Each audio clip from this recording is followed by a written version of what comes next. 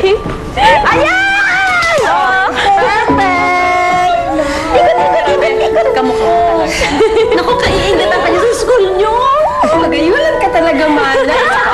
Kabugin mo na lang sila sa ganda mo. Diba? Naku.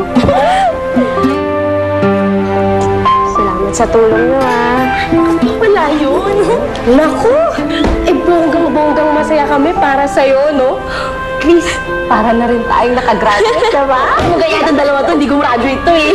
Siya lang yun, tsaka siya. Ay, ako ba?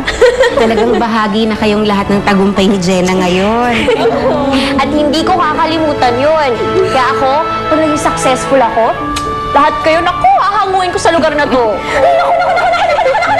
Pura na mga ano, hindi pa napapasa ganito. Nagbibilang-bilang ka ng sisil dyan. Tita Ada naman, bakit? Hindi naman masamang mga arap, Ano mo naman, no? Diba kailan lang pinag-uusapan natin yung tungkol sa graduation ko?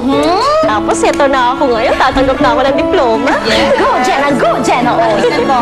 Kaibigan natin, oh. Ano? Ko, excited na excited. Loka-loka na, Diyan. Lumakad na kayo sa kanay. Ano tayo mawala? Mahuhuli pa kayo na. Ay, naku. Tingnan mo yung Ganda naman ng kaibigan ko, oh. Salamat, Pag naka-makeup. Oo, yan, masira pa yan, oh. Hindi mabiro, maganda ka naman. Paano, aling mo si Pina? Yung try ko natin, naka-ready yung sa labas. mabuti pa. Halina, tara na. Bakit? Saan kayo pupunta? Graduation kasi ni Jenna ngayon, kaya pupunta kami sa eskwelahan niya. At anong pakialam ko sa graduation ng anak-anakan mo? Hindi ka alis. Dito ka lang, magtatrabaho ka, Josefina. Pero Tita Sandra, maawa na ho kayo sa amin. Gusto ko pa talaga makasama yung nanay ko sa graduation eh. Magsasaya pa yung dalawa doon.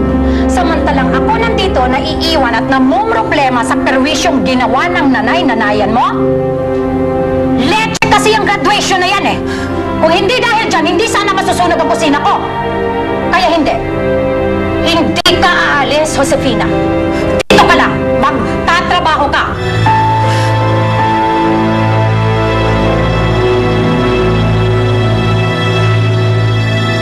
Ang hirap maging mahirap. Parati ka na lang inaapi. Magsisikap talaga ako at tutuparin ko lahat ng mga pangarap ko. Ako si Dindy. Ako yung kasama mo dito. Ako nga pala si Jenna. Ito yung magulong mundo ng kusina. Ito yung mundo natin dito sa restaurant, Jenna. Siya, si Mr. Shin. Siya ang head chef dito. Alright, just tell Mr. Tan I'll be there in 15 minutes, okay? Huwag ka na pumalag. Mga tarantado kayo, anong ginagawa niyo dyan? Gusto magpakabayaan eh, pare! Palpak agad! Ano problema? Buwisit tong babaeng to! Parang imumukhaan ko ata tong babaeng to. At dito pa pala natin makikita ang babaeng ito. At dito pa mismo sa loob ng pag-aari natin.